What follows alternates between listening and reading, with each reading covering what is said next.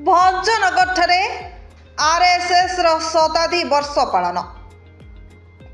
राष्ट्रीय स्वयंसेवक संघर शताब्दी वर्ष उपलक्षे स्वागत समारोह उत्सव स्थानीय पुराना जेल पड़िया भंजनगर ठारे अनुष्ठित हो जाइछि। रविवार संघर बहु सदस्य को नगर परिक्रमा कार्यक्रम होइथिला।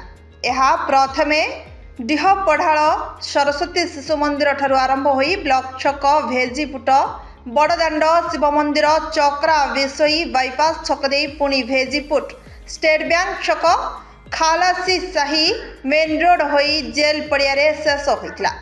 सेठारे अपराह्न समय शारीरिक प्रदर्शन सह बौद्धिक कार्यक्रम अनुष्ठित होइथिला।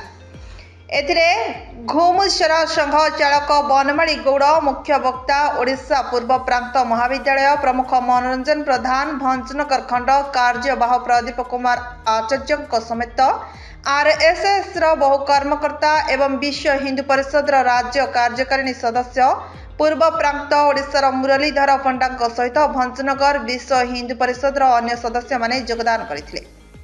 भंजनगरु जेके पटनायक रिपोर्ट विकल्प समाचार।